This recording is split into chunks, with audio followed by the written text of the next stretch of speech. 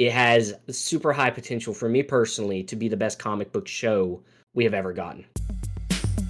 Welcome to the Weekly Fix podcast, where we're just two friends talking about our passions within movies, TV shows, gaming, and comics. Thanks for checking out the podcast. We hope you like it. Hello and welcome back. We are so happy that you're joining us, and we are got a jam-packed episode for you guys. As you are probably well aware, it's a new month. And so with a new month comes a new rundown. And so we are excited about everything that's coming out. This month, there's a few very exciting projects that we hope to get to pick up. One that came out last weekend was very exciting that I probably will be enjoying. And then we have 3 shows that are going on. So this is a first for us to break down 3 shows. Me and Jacob were able to both watch Agatha All Along. The Penguin episode 2 dropped, and then Rings of Power episode 7. So we have a bunch to talk about, and I am very excited. This was a very fun week in terms of shows and everything else that we got to watch. But Jacob, did you have a pretty good weekend? How's your Monday kicking off? Oh man, it's been great, and it's also, just reiterating what you said. It's super fun to have a bunch of shows to be watching because it's been a little while since we've had a lot of things that can keep us, entertained. So I'm super excited to break down these shows. I'm excited to run through the upcoming month because I think it could be a pretty good month. Some fun stuff might be coming out, and we're already off to a great start with all the new shows. So I'm super excited. So it's been a great start so far. Yeah. Yeah, we both survived a hurricane. Jacob, is this your first official hit of a hurricane in Jacksonville? Yeah, it was, but luckily, us personally, where we're located, our side of town, we didn't really get much of anything. We had some wind and some very light rain, but we pretty much dodged it for the most part. So I can't say anything bad there. We were very fortunate and very blessed to just have a little bit of wind on our part of town. But I think you had a little bit more of a experience with it than we did. Yeah, not much. I mean, nothing compared to some unfortunate people that were in direct path. But we did lose a fence, so that was made it for a busy Friday, trying to put that back up and get new supplies. And pulling broken 4x4s out of the ground is not an easy task, and was a first for me. Pulling a completely broken off, submerged 4 foot 4x4. But anyway, it was fine. So yeah, we lost the fence, but no big deal. Um, nothing, nothing to complain about, especially for the terror that's going on in North Carolina, Tennessee, and then what happened on the coastline with St. Pete and Yeah, Cedar Key. yeah, I mean, those people just lost everything. yeah, for sure. So definitely our thoughts and prayers go out with all of those people. If you do guys happen to live in those areas and you happen to listen to the podcast, hopefully we're giving you guys a little bit of, ease of mind. I don't know if listening to us talk is very peaceful, but anyway, our thoughts and prayers definitely go out to you all, and hopefully everything can, it'll all work out in the end. I'm a firm believer in that, to God be the glory, it'll all be good. So Yeah, and it's the hardest to say that when the situation seems completely and totally void of hope, when everything is vanished. But sometimes that's what it takes to get us to turn to Him yeah, to get our attention where it needs to get. And sometimes it's not, and sometimes it's just a trial. But yeah, I agree. It will be better in the end. But anyway, enough hurricane talk. What movies are we gonna be distracted by this month, Jacob? I think you probably have a better list than I I do do. because I'm Yeah, not I do. 100% sure about a lot of the things coming out. I'm actually not. I don't think there's anything. There's one movie on my radar that we talked about a little bit about earlier, and that's the My Hero Academia movie that I'm super pumped about. I think that comes out October the 11th. So for any of you anime fans out there, I'm super pumped about that. But I think that's the only one really on my docket that I'm super pumped about. So maybe there'll be something else on here that Oh man, piques my interest a little bit. I got a few. I got a few. So this weekend we got a huge comic book movie dropping. One that I'm not super thrilled about and not super excited for, but I know a lot of people are, and they're gonna be wanting to know the opinions. But Joker 2, Folie Yeah. à Deux, that one drops on the 4th. Jacob, I know you didn't really love the first one. Has anything swayed your mind? Are you looking forward to this at all? No, this is just something, and I know I'm in the minority, and I believe you have the same opinion as me. We just weren't really into this Joker movie as much, and I think it's really cool because I know we're the minority here because I know a lot of people really loved the first Joker movie and are probably super pumped about this one upcoming. It's just not for me. There's something about the first one that really never grasped me. And maybe I'll be proven wrong. Maybe this one will be really good and really exciting to go see. I know my wife personally really enjoyed the first one, so maybe it'll be something we go to the movies with, just so she can experience it and get to enjoy it. But for me, I think this it's not really like we talked about having some sound effects this episode. It's not really like an for me, but it's just not something that I'm super pumped about. It's a meh, right? Yeah, meh. Yeah, it's a meh for me too. The first movie, I didn't think it was bad, but it was a meh. So this one, nothing they have shown excites me. All the critic talk is very mixed reviews, with most people saying they really didn't commit to one thing. So that's kind of what I'm expecting. Some critics are saying this is the best, better than the first one. Some are saying they completely lost it. So, without a solid critic, unified front that this is amazing, nothing's gonna turn me over to thinking this is amazing until I watch it. So, it's a meh for now. But something else that comes out this weekend that I actually saw for the first time, when I was doing the research for the list, was it's called A Different Man. And that's starring Sebastian Stan. And he is a um, character in this movie who has a extreme face deformity, gets facial reconstruction surgery so he looks normal, and then someone plays him in a Broadway musical show essentially, but conforms his face to look like Sebastian Stans did at the beginning of the movie, and then he gets obsessed with him and starts stalking him because he's like happy looking the way that he used to look. And anyway, it looks super interesting. Not really one that like I'm gonna go to the movies to watch, but I was like, wow, that's a super interesting movie, and because it's starring Sebastian Stan, I really do like him. I was a little bit intrigued. Does that uh, rundown of that movie intrigue you at all? No, it's not something I'm like, oh man, I'm excited for that. That actually sounds good. But it is an interesting concept, right? So Yeah. anytime you have an interesting concept like that, it always is kind of exciting just to see, how does it get reviewed? What do people think? It's one of those things, kind of going back to the Joker movie. I think the acting is going to be really great in the Joker movie. I think Joaquin Phoenix, I think Lady Gaga, I think they're going to do a fantastic job in their roles. I feel like this could be very similar. I think we could see Sebastian Stan really knock this one out of the park and have a great movie. And when you have an interesting story like that, it could be one of those things that might be like one of the surprise movies of the year. But just based off that rundown, it's not, again, it's a meh. I'm not going to give any earns out yet, but it's a meh. Yeah, and that could have been my rundown. That I mean, maybe that was a terrible. Like I said, I'm not familiar with it, but it did seem interesting. But that's all that's really coming out this weekend. Next weekend on the 11th, we got Saturday Night. Now that's the dramatized bioflick about the first Saturday Night Live ever film, still starring Dylan O'Brien. What's this for you? So it's one of those things, like, it could be funny. Like, I don't know if that's the vibe they're going with. I haven't seen the trailers or anything for it, so I'm not really too familiar with this one.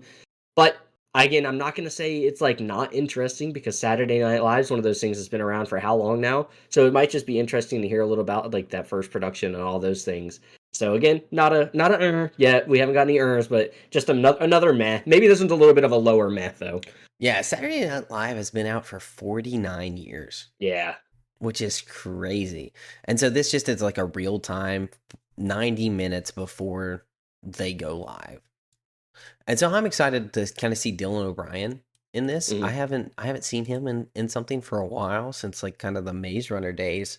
So I'm kind of excited to see him kind of back. I didn't get to see him, and he voiced Bumblebee, but that I didn't even see Bumblebee. So Yeah. um but anyway, yeah, so that was an interesting one to me. I'm excited for that one. I think that's going to be great. I know my brother-in-law absolutely adores Saturday Night Live, and so he is going to be itching to watch this. So I might be able to, maybe if our schedules align, maybe we'll get to check that one out together. But yeah, this one's a thumbs up for me. Not two thumbs up, but I'm excited for this one. The next one is getting crazy reviews and very, very high praise, and that's Piece by Piece. Now, Jacob, I know you're a Lego guy, and what an interesting concept for this. But has Piece by Piece been on your radar? I did hear about it, but I have not really. It's again one of those things I just haven't really checked into. a ton, but you brought up the Lego things and stuff like that. So I think it could be fun. I think this is it the Pharrell Williams Yeah, the um Pharrell thing? Williams Yeah, biopic. and it's fun because he's also got a lot of Lego sets coming out. So that's kind of how I've kept up with it. Oh yeah. Again, I think it might be interesting to watch just from a standpoint of being a fan of Lego. Pharrell Williams is one of those people. I don't listen to a whole lot of music. I think I've said that on the podcast before, so I'm not really too familiar with like his genre of music. I don't really know many songs that he's ever sang or anything like that. But I know he does some. I think he does some producing and other stuff. Maybe that's just also with just the music. But again, it's cool that it's Lego. That's probably about the only thing for me. But honestly, this is kind of like an because if it wasn't for Lego, it wouldn't have my attention at all. Well, I think So that's no, this maybe this why is they not did something. this. Yeah, right. Trying to get the people like me. No, I definitely don't think I will be watching this, even though it kind of pains me because I love Lego. Right, it's one of my favorite things. But no, I don't think this one will be something I'm too interested in. Well, now don't I might be wrong, but you haven't even seen the Lego movie yet, have you? No, I have not. Yeah, okay. So so probably definitely a no-go Yeah. then. Um, this one's exciting for me. I think I love music and Pharrell Williams is very talented and I think this is going to be a really good it's got a lot of fun cast on it as well, like a bunch of guest star appearances. So I think it's going to be hilarious. I think it's a very unique way to do a movie like this and just kind of bold to go this route for a biopic. Hmm. So very cool. Piece by Piece is on my radar. The second one is another Sebastian Stan. So we have two Sebastian Stan leading roles back to back. A bunch of biopics coming out in October, but this one is called The Apprentice, and this is Donald Trump's Hmm. bioflick, starring Sebastian Stan. I know you're a huge. No, I'm just. No. Try to set me up for Yeah, something right set you there. up nah, just kidding. Huge. Is this an for you? Again, it's something I'm not a big biopic fan. It's just never been something that's super interested me. I've never been like drawn to really knowing more about a person's life personally. I know a lot of people love that type of stuff and they love to get understand people a little bit better. For me though, it is just not my thing. So it kind of goes back to the piece by piece movie, right? Even if I loved Pharrell Williams, I just don't think I would care enough to be watching the movie. And this is that same thing. The biopics just have never been something truly interesting to me. So this is going to be an It's a bad month for you. yeah, bad month. Yeah, for me this is an as well. Just one of the reasons such a polarizing figure. I feel like they got to go one way or the other, and truth is somewhere in the middle. So I don't know. I feel like this would be um a bold movie to come out in an election year. I don't know how it's going to perform. I'd say probably not great, but yeah, not one I'm really looking forward to watch. The next one is your My Hero movie, which Mm. is maybe your first win for the month Oh yeah, and dude, I'm pumped only, for this one. Yeah, right? there probably isn't going to be anything else that I'm like clamoring to go see. This is one of them though. I'm super excited for this. I've never actually got to watch a My Hero movie in the theaters, so I'm hoping to be able to go catch one in the theaters. I think that would be such a fun thing to go experience and watch. The animation I feel like will just be like top notch in a movie theater with that big of a screen and all that stuff. So yeah, this one's super exciting for me. For those of you that don't know, like My Hero is like my favorite, I guess like fiction story of all time. I absolutely love it. So this has got me super excited. Well, that's cool. I'm glad you have something that you're looking forward to this weekend. I'm not a big anime fan. I've gave it a few half tries and haven't really piqued my interest. I was given a list by two of our listeners to look into, and I just haven't had the time. We've been crazy busy, and then also we've had a bunch of stuff that we're breaking down. So um, we'll get there. Well, eventually, maybe I'll turn to the anime side, but haven't currently. So this one's not a win for me. This is a meh, as of now. But hey, it might turn me over. The next one is fun. One of my favorite studios that seem to do very good with smaller budgets. But that's We Live in Time. That's the Andrew Garfield and Florence Pugh romance movie from the studio of A24. How we feeling about this one? I think the exciting thing about this one is, like you just mentioned, it's A24, and I feel like they do put out a lot of really great stuff. And you mentioned the budget thing; that also is really exciting. So I have high hopes for this one. I'm not really big into like the romance movies and things like that, but I am a big Andrew Garfield fan. I think he's a fantastic actor. He's my favorite Spider-Man. So I think that's got some things that do attract me to this movie. I did see the trailer for this one, and it does seem kind of fun, right? So I think this one could be an exciting movie. I don't think it's one I'll necessarily be going to the movie theaters for, but I do think it's one that might gain some traction. I think this one will be reviewed pretty well. Yeah, I think it's going to be reviewed fairly well. Fun is not what the word I would describe it.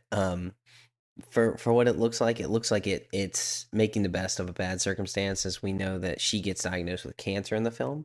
Yeah. And so it's definitely going to have some weight to it, which is always good. I did say romance. I don't think this is going to be a rom com, but I think it's going to be a very fun movie. If you love romance, if you love romance movies, I think you're going to adore this. Two of the best actors in the game right now, Andrew Yeah. Garfield and Florence Pugh. They're both at the top of their performing right now. So I think, and from the trailer, it looks like they have great chemistry, which is really important in a romance movie.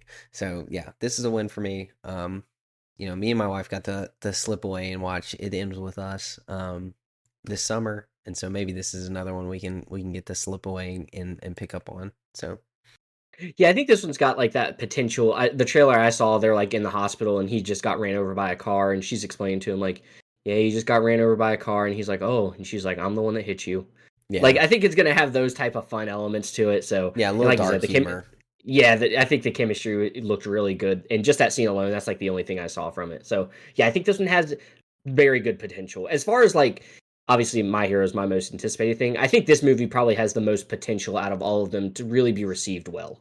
Okay, yeah, I definitely think probably the best received reception will be Piece by Piece on this month. I think it'll be universally loved. I hope you're right. I I just hope you're think right it's just so for Lego's charm. sake. I just think it's so charming. I love the Lego movies. I don't know why. I really enjoy them. I get excited when Charlie wants to watch them. I'm like, yes, the Lego movies, because I think they're Now, Lego hilarious. Batman is fantastic. I have seen Lego Batman. I mean, That well, one actually cracks me up. That he's one's hilarious. in the Lego movie. You Batman? Yeah, Lego Batman Yeah, I is know. I knew in that. the Yeah, first Lego movie. Yeah, yeah, yeah. Yeah. it's a fun time. Uh, I but mean, it's Legos. It's got to be a fun time. yeah. Um, Next coming out on the 18th is Smile 2. Now this is a horror film. It's a Yeah. big meh. Yeah, no, Meh. yeah, Let's not it's even describe horror. it. Me and I'm Jacob already. pretty much are right on line with horror. We are not fans. So meh for both of us. So no really need to talk about that. But if you're excited for Smile 2, let us know how wrong we are about horror movies and why we're wrong. Um, because neither of us really enjoy them.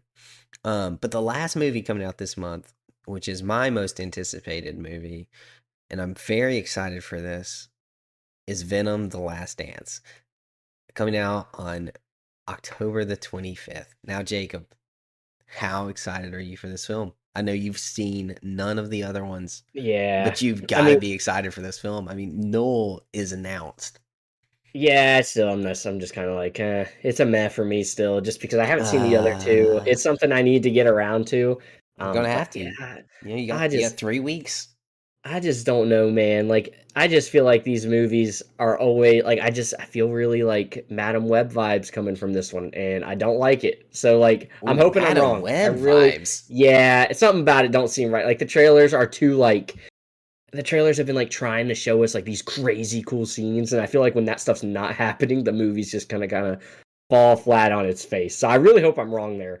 Oh, I don't have great feelings about it, but it's cool because it's Venom and I love Venom. So I think that's my biggest I've draw to this one. I've always got great feelings about Tom Hardy. Anytime Tom Hardy's getting to chill and just have a talk moment with Venom, it's always great. And I know you haven't seen the films, but Tom Hardy is very good in this role as Eddie Brock. And he probably shines more when it's not actiony. So it may be even a little too action heavy. Okay, okay. So, but that's me. And then we have absolutely nothing coming up for TV. We're gonna continue to watch Agatha. Agatha has a two-part finale on the 30th of October. Rings of Power finale is this Thursday. And then the Hmm. Penguin will run into November. But that's pretty much all the shows we have this month. So But thank goodness, because if we had to add another show to our list, I don't know how I'd be able to keep up. I yeah. think three is enough. Especially with how long these Rings of Power episodes are. My goodness. Oh, you only got one more to suffer through. But okay. But anyway, I got into let's go ahead and get into it. We got a bunch to break down. I wanna that's our October rundown. So let us know what your most excited film is.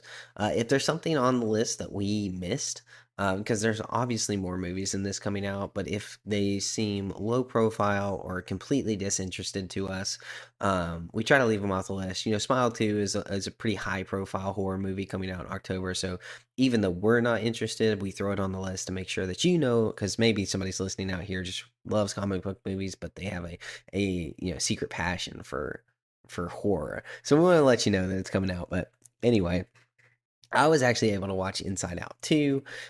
Absolutely loved it. And maybe we'll talk about that one time when, Jacob is allowed to watch it, but something allowed to watch it is able to watch it.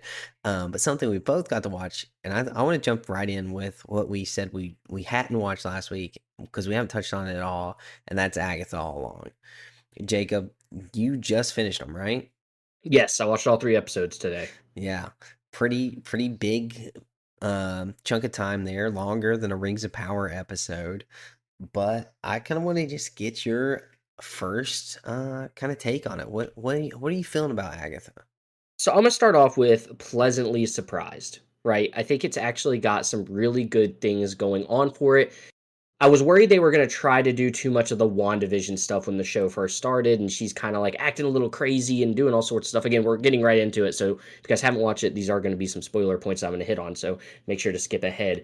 But I was worried it was going to be a little bit too much of that. Like, oh, she kind of just is like screaming, she kind of losing her control, she really doesn't know what's going on. But I'm super happy that they got rid of that in the first episode, and she kind of gets back on her feet and knows who she is and knows what her mission is. So that was really good for me that we didn't spend a whole bunch of time there for her just kind of be wandering around trying to figure out what's going on. And other than that, though, I think the story is actually kind of intriguing. I was worried this was going to take on too much of like a horror vibe, and like I don't care if it does. It's in my hatred towards horror movies. I don't think would extend to this. I was just worried that's the only reason they were doing this show was just to have something spooky out around Halloween. But I didn't get that vibe. I think they actually have a fun little story that's being told here. It's interesting. I'm excited to see where it goes, and I got to say the first 3 episodes have me interested to see what episode 4 brings. Yeah, I think pleasantly surprised is perfect. I have quite a few issues with the show, but I am definitely liking the show significantly more than I thought I would. I am interested for episode 4 to come out. I want to see where the story goes, and they're giving enough little peeks. I think my biggest issue with the show uh, is I don't like Agatha. Like I just don't like her character. How are Mhm. you feeling about her character? I think she's playing the role that they wanted her to play, but I completely get where you're coming from because she kind of seems like disinterested sometimes in things, and then other times she's like really only looking out for herself. Which I get that it's Agatha, right? Like I'm not upset about it, but it just seems like she is kind of all over the place. But I definitely think that's like from a production standpoint of what they were going for with her. I think we've seen as the show continues to go on through these first 3 episodes, she continues to find herself a little bit more. So I'm not there yet, but I do get where you're coming from with that complaint. Yeah. The problem is I like her more when she doesn't know who she is. Like she's Okay. less evil. And so I think that's kind of like I just don't really love her. I don't love how she is pulling these witches, these females together and then also like doesn't want them and is willing to betray them and you know I don't know. It isn't even playing along with them, and I'm assuming that this coven that she has assembled by the end of the show will have learned to use their tools together to be more powerful, and that she will learn a lesson. That's where I kind of see this going, which is fine. But she's definitely it doesn't make any sense why she would even be willing to go on the coven journey if she is going to act the way she has acted in episode 3. So that's one of my issues with it. The other one is obviously the gay agenda that they're throwing into the MCU. I don't enjoy it. It's definitely off of my worldview. I don't think it's appropriate, and I would really like the teen character if it wasn't for that.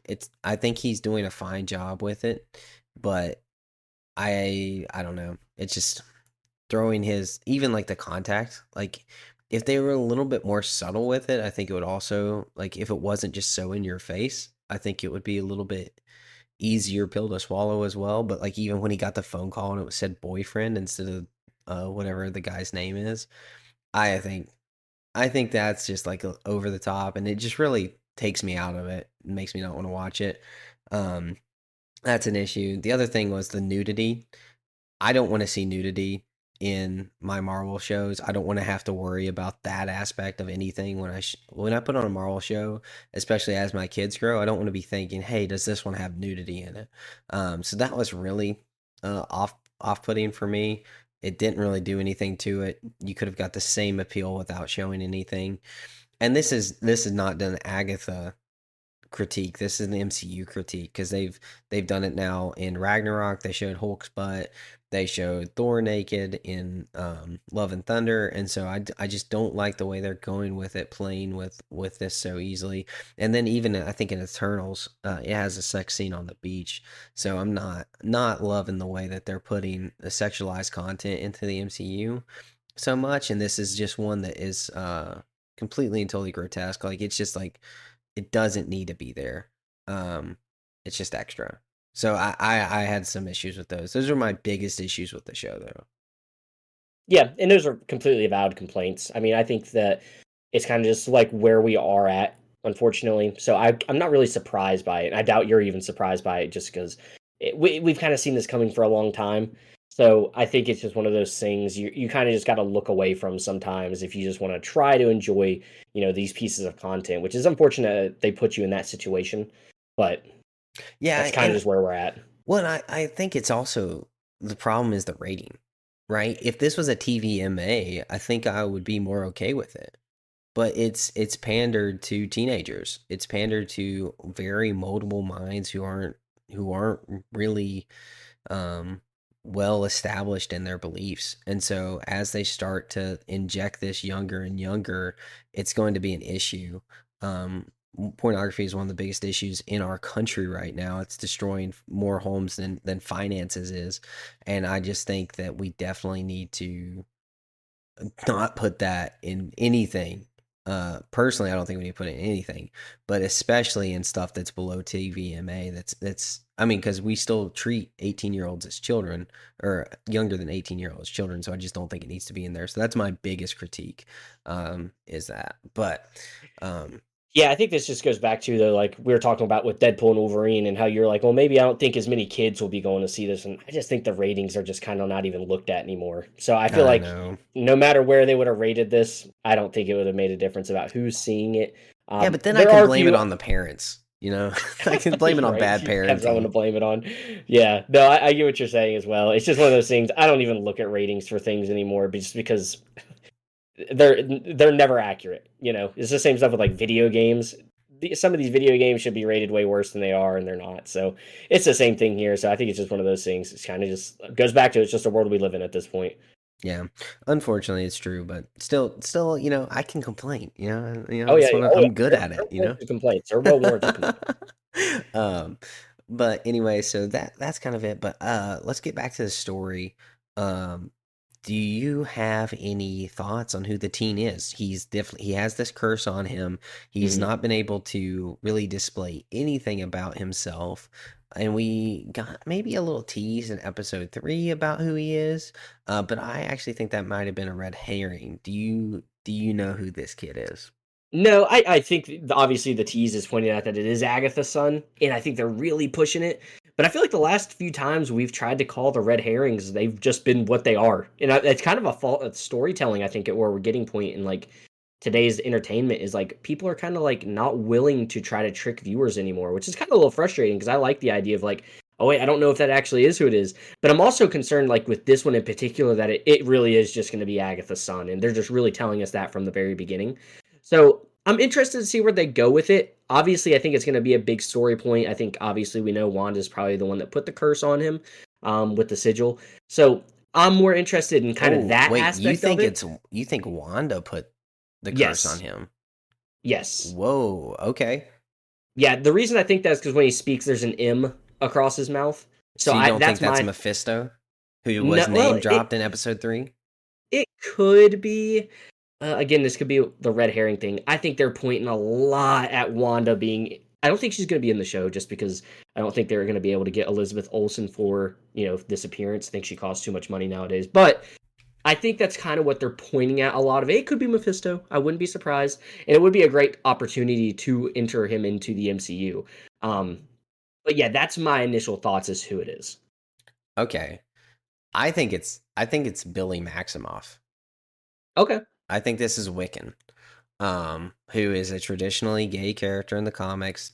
Billy Maximoff is Wanda's son, and I think this is a grown-up version of Billy, or a little bit older. I think the curse has been put on him by Mephisto or someone else, potentially maybe even Aubrey Plaza's character. And I think that we will see that his reasoning for the journey on the Witch's Road is to bring Wanda back. And that's how I think the show is going to end, with him bringing Wanda back. That would be awesome. I think that's a really good storyline. Unfortunately, I do know a little bit about who some of the characters are just because of Funko. Funko always is ruining stuff for me. So I do know a few characters. But Did they yeah, ruin I'm Teen not. for you? Do you know who Teen Huh? is? Do you I know don't who remember Teen if is? I know who Aubrey Plaza is. Okay. Yeah. Hmm. So Okay. Funko out here spoiling yeah. Agatha, huh? Don't look up any Funko stuff Okay. because they will. You got to be careful because they will spoil stuff for you. They're pretty good at it. Them They and are very Lego. good at it. That's pretty cool. Yeah, but But what do you yeah, think about that? it was a big headline. Everyone was like, "Don't look at the new Funko releases because they tell you who these characters are." Oh wow. Way to go, Yeah. Funko. Yep. But what did you think about the Mephisto name drop? I thought it was fun. I'm excited for things like that to come about. Um, I love getting new characters. I think we talk about this all the time. I love getting new characters in the MCU, and we say the same thing about Star Wars. We want new stories and new characters. So I love the idea of getting finally some new characters in the MCU because it's time to move on from our traditional Avengers and everything. And it finally feels like we're getting to that point with Marvel. So anytime we're getting new characters and stuff, it has me excited. Yeah. We also got another name drop who I think is the most exciting part of the show. I don't know if you saw it, but did you get a glimpse of anyone else who was on the library card for the Darkhold? I might have missed that because I know we saw the W Maximoff, and I know we saw Agatha Harkness. Right, but right Yeah. before Agatha was Robbie Reyes. Oh, I don't think I must have looked Reyes. away or something when that popped up. Yeah, so when the list, so that's for those of you who don't Is know, that when it that's was the on her? younger Ghost Rider. Is that when it was on the foot of the dead Yeah, body? when it got displayed, when she was able to see Okay. it, Yeah, it I was missed it was that. quick, but yeah, Well, that's Robbie fun. That's Reyes, super fun, yeah. So I mean, maybe a man. little Ghost Rider potential.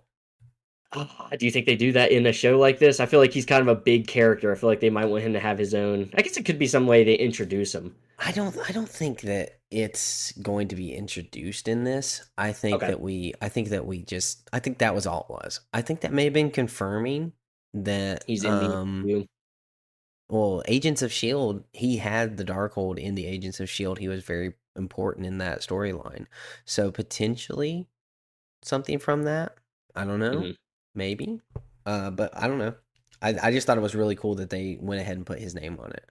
I think they're doing a lot. The fun stuff they're doing with the show is they're doing a lot of that. I think we're going to see a lot of cool characters. I think we're going to get to see a lot of new stuff, and I think those are the things that are the most exciting about it. Is I think they might use this as like a step forward in the MCU to announce some of these characters and stuff. And it's kind of annoying because it's going to be one of those things where you're kind of like, well, is that the only reason why they did this show? Is Agatha's not going to even? She's the main character, but by the end of it, we'll have been more excited about all the new things that we're getting. But I feel like they might do it in a very fun way that kind of lets that kind of pass by a little bit. Yeah. And I get that. I like I said, like if they introduce or they bring back Wanda at the end of this, or they do introduce Ghost Rider, I think most fans will be very upset. Yeah, Uh, that's what I'm saying. Like and if they're just using this show as like that, I think that would be very frustrating. because this show has not got great viewership. I think the first two episodes got 9.3 million views, Mhm. which is 1.1 million less than the Penguin. Which so for the MCU to be outperformed that bad by a Penguin show is pretty rough. Um, so I don't know. They may have to do it to kind of bring in viewership, which I don't like, but also it's okay if it doesn't get viewed. This is a very niche show. It, I mean, the only reason I'm watching it is because it's in the MCU. It's catering to witchcraft, which is not my favorite theme by any stretch of the imagination. It's got horror themes, which is my least favorite movie genre, and then also it's got all the woke propaganda thrown in there, which is also not something that I love in my cinema. So, you know, I do know that they have to incorporate the MCU in this to get views, but I don't know how far they're willing to go to make this important. Yeah, I get all those, feelings as well. I kind of feel the same way. I hope it's just I don't know. I think this is going to be one of those shows that if you don't watch, you're not going to have missed anything for upcoming projects. And it does have the Marvel Television label, which I believe this Yes, is the yes, first one. And so Marvel Television is not supposed to be essential. Now it's not. It's more tied in than Spotlight, but it's not like it's not studios. yes. So I think that is an important distinction. Yeah, very Uh, good point to bring up. but I don't know. The best part of the show is Mrs. Hart. I loved every time she was on screen. She was great. She was funny, Do you think and she's dead? I think she's dead. Okay. Unfortunately, I think Okay. she. I think they brought her along. Um, I don't think they realized how much Shawshank, like most people are gonna like her. Did you like her? Yeah, she was just like that comedic relief kind of. Yeah, and I think it was So needed. yeah, very needed for the character group that they have put together. So they're going to be missing that for sure. Kind of the Yeah, ditzy, just trying to have fun, kind of scared, not really knowing what's going on. So I yeah. think it was definitely needed. And I Um, hope she's not. And they might bring her back, but I think they brought her along to kind of show that there actually is some stakes to this witch's road. Um, and I think that's a good thing to do. I think it would be a mistake to bring her back, even though I did enjoy her more than anyone else in the show. I do think it would be a mistake to bring her back because it does kind of lessen the effects of the road. yeah, If you want the Witch's Road to be this almost impassable, very difficult thing to do, then you definitely need to make some consequences happen. And a bystander that they brought along that everyone liked dying, as sad as it was to kind of, I was like, no, it's not my favorite character. Um, I think that's important to establish stakes in the show. And if they do that, I think that's bold of them, and I think that's a really good call. yeah. It's interesting to me though. My only thought process was if she could come back is just the fact that each one of the witches has like a particular specialty, Yep. and hers was supposed to be like the earth specialty, like the green thumb type thing.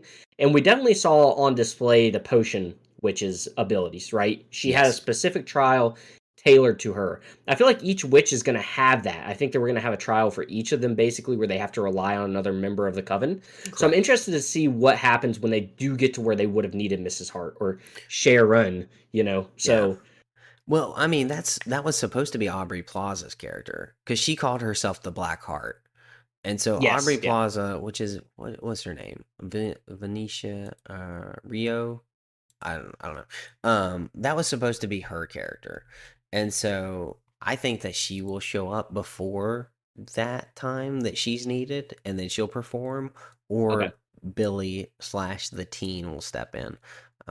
But yeah, Rio Vidal is who she's playing, Rio Vidal. Okay. So I think she'll come in to the picture before then and establish herself as the Green Witch, the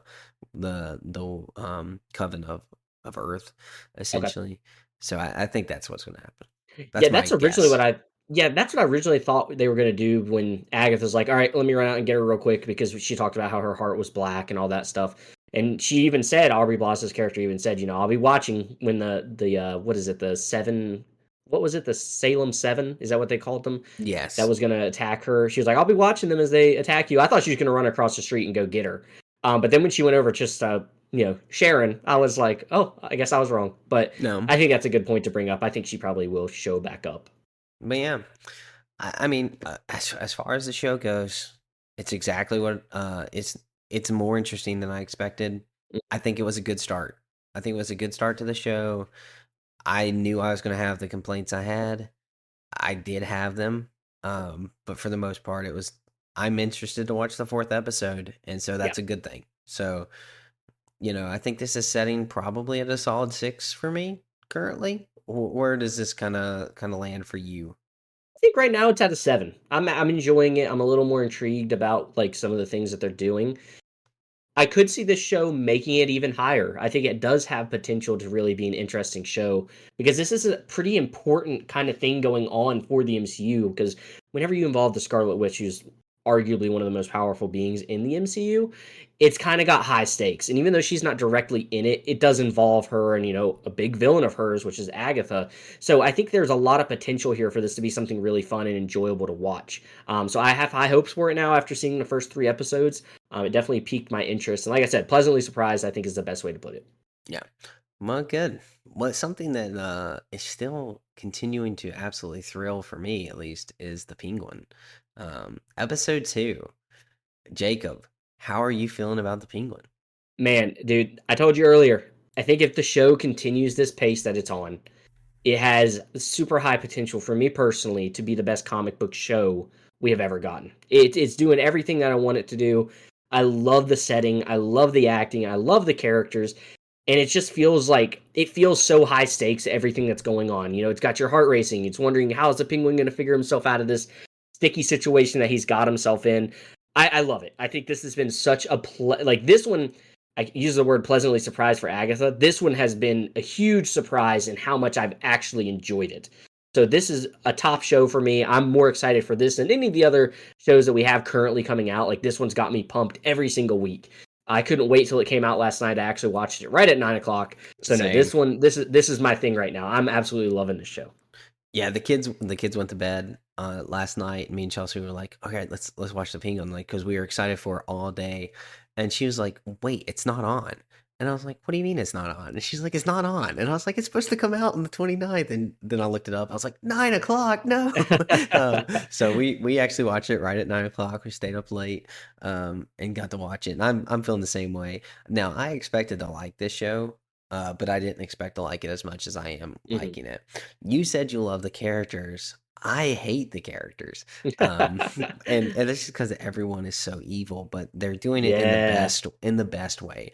I just don't like villainous characters as much. I know we did our um, top five villains for the MCU, and most of mine were relatable or something you can get behind.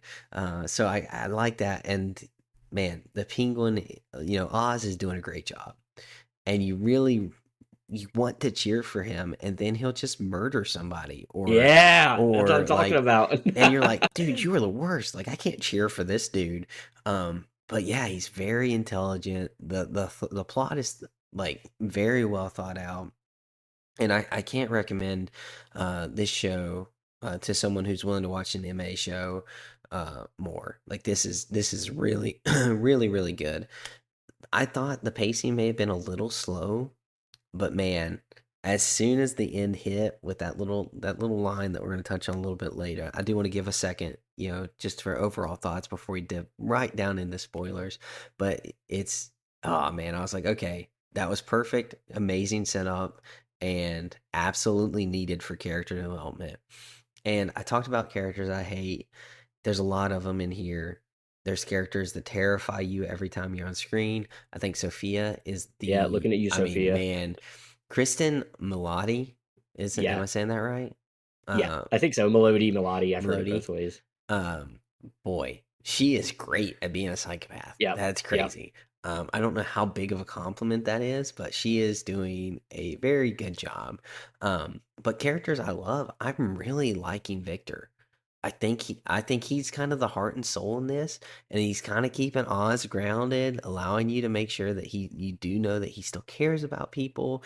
And you're kind of hoping that Victor doesn't get corrupted like Oz was, by the Falcons. He was, Oz was the Falcons' little driver internship, kind of exactly what he's doing for Victor here. And at the end of the show, towards the end, he gets thrown in that pit. And that moment, man, I was like, "Don't you dare kill Victor Oz! Like, don't you dare do it!"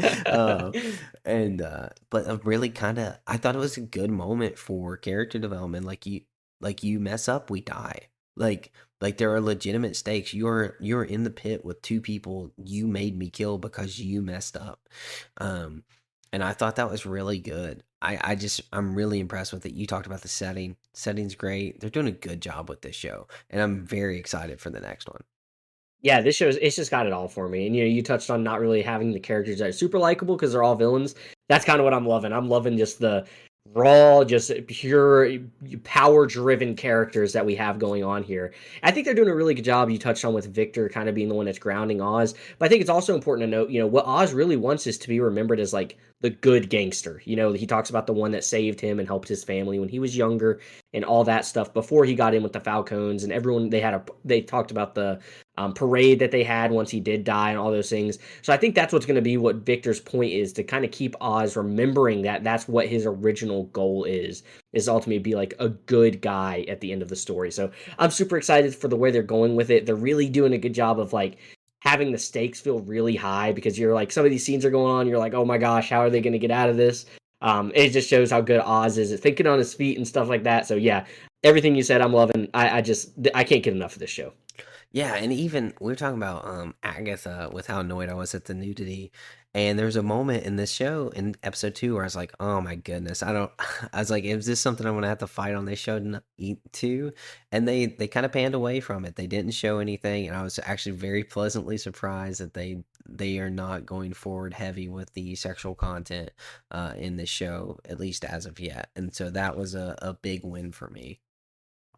Yeah, for sure. No, it feels like it's like obviously it's got its things, it is gory, it is the The language is language there is and all that heavy. stuff. Yeah, But if you don't do all of them, it's kind of a yeah. little easier to take on one or the other. So Yeah. no, I get what you're saying there. Yeah, and man, like you said, thinking on his feet, you really get to see how clever the penguin is. He's really Yeah. establishing himself as a very intrinsically thinking mastermind of a villain. Uh how he's kind of pulling these these threads together, and then also not unwilling to get his hands dirty. He had to ride in the safe or the delivery truck, and Yep. had to take out a few guys there, just in easy, nothing for him. And then the guy on the gurney, sadness with the probably a little bit of extreme gore there, but pretty awesome. I'm very happy with this show. I like this show more than I like the Batman, and that by a long shot. Yeah, it's got like just more of like I don't know, a real vibe to it, And I think it's interesting to note, like we touched on that the Batman wasn't going to be in the show, and it actually came out. I think I sent it to you today. They didn't have intentions of not having Batman in here. They actually wanted Batman to show up in the show, but they also didn't want it to take away from the fact of who the show's main character really is. And I really respect when a producer is willing to take a step back and realize, I could put this big name in here, and I could get people super excited just because it's Batman. But no, I'm going to let the main character have his limelight. I'm just going to write a good story and let people receive it that way. So I think those are all things that just pointing to this being just a really good overall show, really well written. I mean, we've praised it enough for the acting and all that stuff. So I think it's really going in the right direction. Yeah, man, very excited for it come. I think that may be enough Penguin talk. I know it's a little shorter than our Agatha, but we also have to get to Rings of Power, which is wrapping up its season Mhm. with episode 7. We got a bunch of Penguins to praise for the upcoming months, or maybe not, if it drops off. It could fall But off. but something that you have been very hard on, in my opinion, is the Rings of Power. You have not uh, enjoyed it quite to the level I expected you to, but maybe episode 7. No, we haven't talked about this at all. Did episode 7 change your opinion of Rings of Power at all? Man, as much as I wanted it to, these episodes are just too short because this was finally the one that got me excited. And when it ended, I was like, no, it wasn't long enough. This is what I've been waiting for. This is what I've been wanting from the Rings of Power literally since it initially came out. I've been waiting for the big battle because no one does it better than Lord of the Rings. And man, did they have all the stops out on display. We had orcs, we had giants, we had elves, and I was hoping we were going to get some dwarves action, but I think we're going to get there in the next 2 episodes. No, this was one of the ones that I'm finally ready to give the show some flowers over because this was a great one. Yeah, man, it was a fun ride. I was expecting to kind of get like a little bit of taken back, a little bit of slow pace. Take us to the stranger, take us to Numenor, show us something and slow this one down, and they just didn't. They Mhm. told the story that we were interested in, and I absolutely give them their flowers for that. I was so happy to kind of spend that whole time there. And I just lost the name of the city. What's the city name? Eregion. Aragion. We spent the entire time there in Aragion, and I'm so happy that we did because that's the story that we're interested in right now. That's where the action's happening. That's Mhm. what is important. The Numenor, the action kind of happened last time, and I'm interested to see what's happening with that story. If the queen is going to take over and what she's going to do to progress the story forward. But right now, Aragion's the one that's going to be taken. So that I was very happy that we did that. And we really got to see so much on display, from the might of the elves to um, uh, Sauron's power and pure manipulation while he's not even there. Um, I mean, that's what we've been waiting for. I thought Celebrimbor, his entire kind of path throughout this episode with how degraded his mind was becoming because of the influence of Sauron was amazing. How did you feel about him being kind of in a time loop through Sauron's interference? No, I love that stuff, and that's kind of the things we touched on where we were a little upset about when the season first started, which are like Sauron doesn't feel all that powerful. He doesn't feel all that strong. And they've definitely changed that with the last few episodes. We've really got to see his pure power on full display. I love the scene when Celebrimbor takes his few soldiers up to, arrest him. And he's standing there and he just has them all turn to each other and they just kill each other off. I think that was just such a really cool scene. I love the dynamic between those two because they have gone through a lot together already. And there's part of Sauron that I think really does want Celebrimbor to be his companion, that he really does want to work with him and continue to have him be a help because he's the greatest of all elves or Smith elves. So he does a lot of great things and he's a very valuable asset to have. But at the end of the day, Celebrimbor knows he, just can't. And then Sauron realizes he can't work with him anymore because he's just not going to bend his will. I love all that stuff. I think my favorite scene in the whole episode was whenever he cuts his thumb off and he says, "We'll see whose will is stronger." Because we just had that whole Yes, dialogue about Sauron proving his will was that more was strong than great. Morgoth's. Fantastic, right? So I think the dialogue between those two was so good. And I think even though I've wanted the action and we finally got it, those are the parts where I was like, all right, this show is really elevating itself because we're getting this fantastic action, but we're also getting some really great acting and some great storytelling. So I think they finally put all the pieces together for this episode and it really worked. Yeah, and we really get to see kind of the elves in full display. I was really sad that they stopped their charge. I would have loved them to just speared that orc through the heart that was holding the knife to Galadriel's neck and Mm-hmm. saved her on the battlefield. I really think that would have been a better moment than kind of starting negotiations with Adar and making sure that that she's saved and slipping her the pin. I think that might have been a little bit of fluff. We could have sent the story. We could have used that storyline on the drawers a little bit more with Doran. Darn. Mm-hmm. I think that might have been a little bit better use. That may be my only complaint when the cavalry stopped. I really wanted that clash to happen, and I was upset it didn't. Now we got plenty of action in this, but yeah, I really wanted to see them charge and save her in that position, like thinking that they had the upper hand, but just underestimating the elves and their power, which they still did. But yeah, such a fun episode. But my boy Arondir, man, he ate Oh, it. he's fine. He's fine. No He ain't way. dead. Yeah, he You ain't think dead. he's fine? Oh yeah, he'll be back. I think he will be the one that ultimately kills Adar. Like, not a doubt about it. I definitely don't think he's dead. Yeah, no, I Whoa. think that was a ruse. I think that was doing exactly what they wanted you to do. You fell right for it, Zane. You got all the bad feels. As soon as I saw him get stabbed, I was like, I hope he'll be back like next episode. No So chance. yeah, absolutely, Oh absolutely. He's too man. big. He's too important of a character to have a death kind of like that and then just kind of be moved on from. But what's his So connection to the story that's left? still Adar. Adar has taken Yeah, everything from him, and he I know, wants and he his just killed him. revenge. No, he's back. He'll be back. Mark my Revenge words. revenge doesn't happen. He'll be back. He He'll be was back. okay. Wow, that's a big guess. I can't wait to see if you're right. You Yeah, think I just you think that'll be shown next episode? no, because I think next episode is going to be our bringing back to reality episode, like we kind of thought this episode was. I think next episode will be all about Numenor and Gandalf. That's my personal thing. And then I think the last episode. Oh wait, no, is this next episode the Well, last episode? yeah, that's the I finale. thought we had two more episodes. So No, I it's don't know only what they're going 8. to do. We might not see this battle at all. I think the next Oh, episode we might just have be to see straight this up. battle. I don't know, man. Have we even in the trailers? I think we've seen everything that we could have seen in the trailers. I don't So I watch the trailers. Oh yeah. So I think this one's really just going to be going back to Numenor and Nori and Gandalf. I think that's I what don't how they know, end this man. episode. I think they might at the very end show us a little bit of some stuff, but I think they're That's a going to want to big start off the miss. next season like with Adar having the ring. You They're gonna have know. to show us what the dwarves are.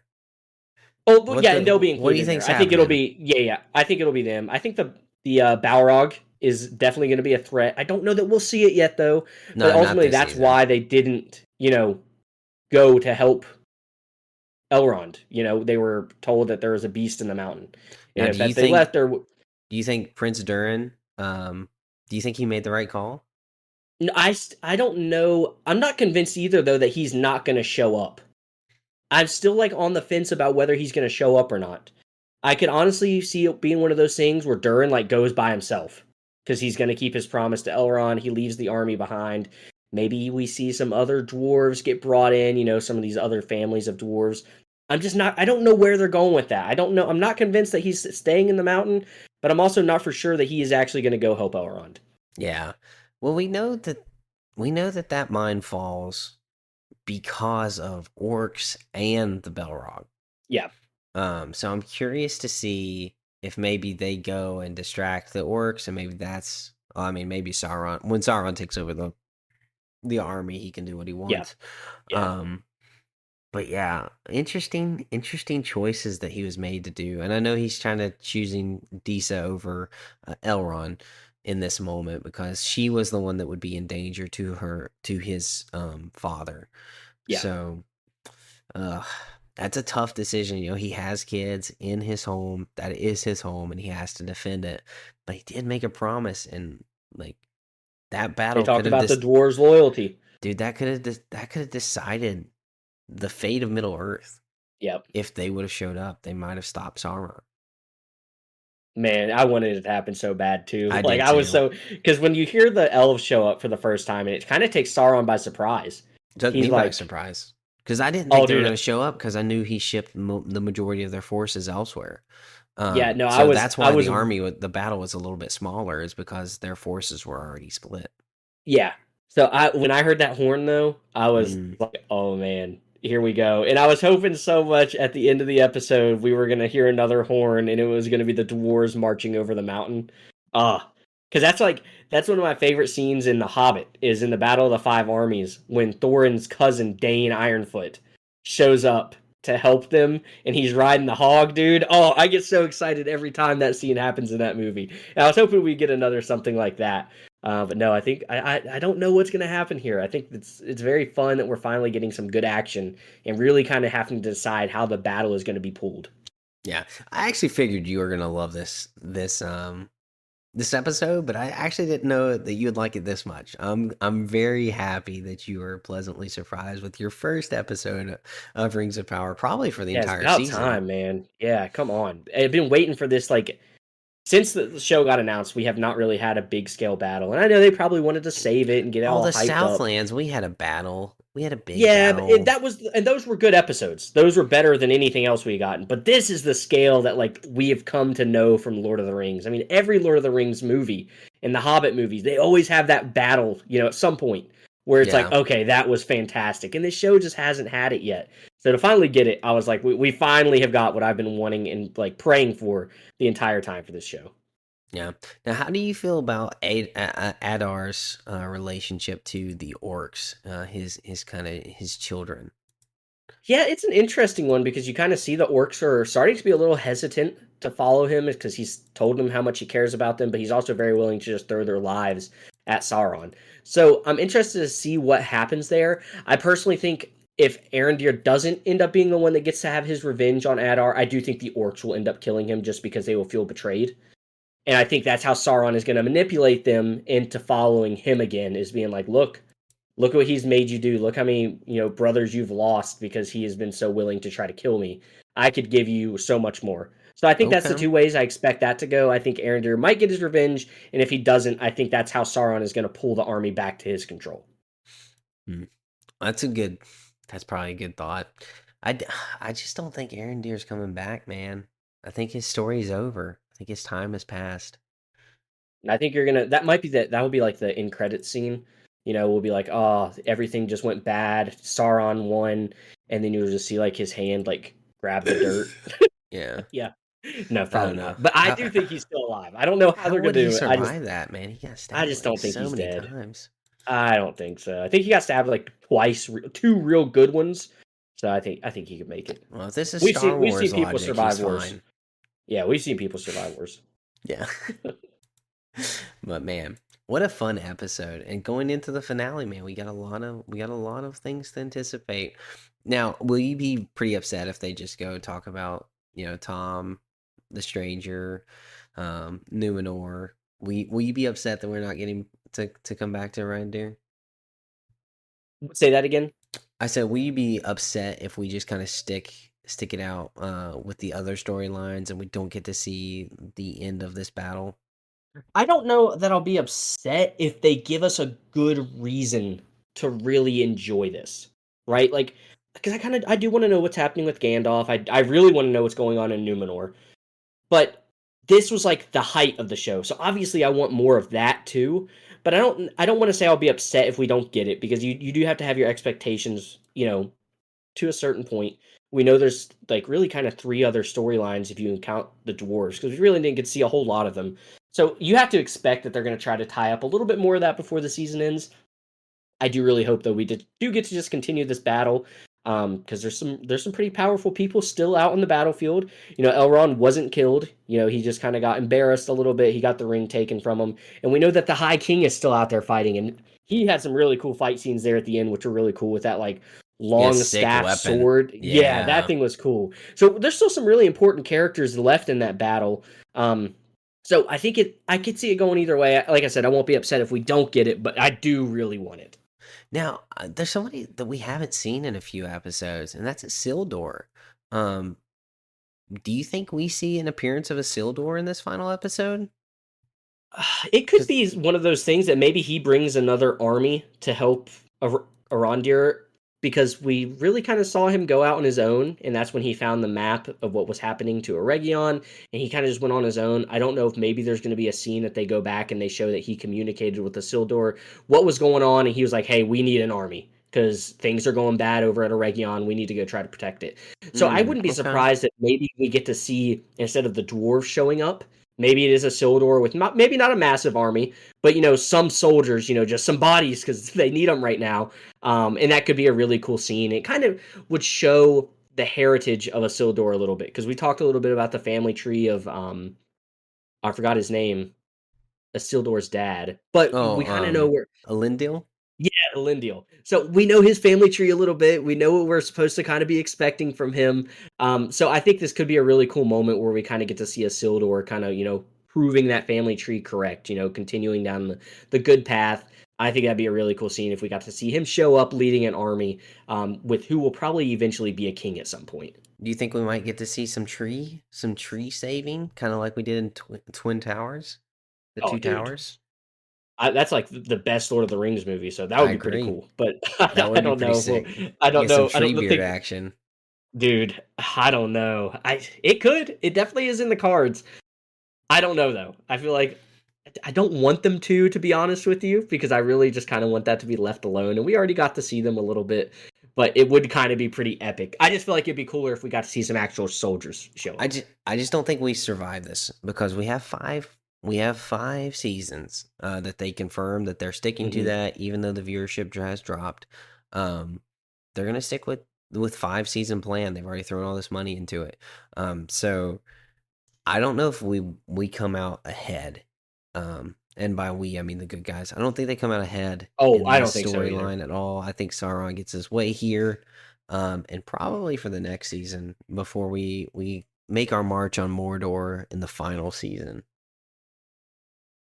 Man, I think there's a lot of fun stuff that could happen, but I think the same thing. I don't think that they're gonna win. I think by the end of this, we'll have like our glimmers of hope, but we'll feel like very kind of destroyed by the end of it. Kind of like Star Wars Episode 3. You know, the end of Episode 3, you got your little glimmers of hope there, but at the end of the day, thousands of Jedi were just murdered. So I think this will kind of follow that a little bit. Okay. But man, it's good to hear you kind of excited about a Rings of Power, man. Yeah, it's about time. About You know, time. about time. But man, with that, we kept y'all super long on our last episode with our comic corner, our first initial breakdown of the Penguin, and so we ran really long. But we don't want to do that on this episode. But hey. We really appreciate you guys sticking around for it and all the support that you show for the show. We do have our new YouTube channel if you want to check us out on there. If you prefer to listen on YouTube, there's not much added content yet, but maybe looking forward to the future, we might have some stuff on that. But let us know. Let us know. Are you enjoying Rings of Power? Have you started checking out the Penguin? And what are your thoughts on Agatha? Was this pleasantly surprising for you as well, or did this meet your expectations? Maybe you were super excited about Agatha, but interact with us in the show notes. You'll be able to see all of our contact details, how to get a hold of us on our socials, or even through our Discord app if you'd rather do that. But with that, thank you guys so much with joining us. Jacob, do you have any salutations before we sign off? No, I think it's been a fun week, and obviously we're gonna have a lot to break down next week as we still have all three shows going on. So I think it'll be a fun one. Absolutely. But guys, thanks for sticking around with us, and we'll catch you in the next one here at Weekly Fix.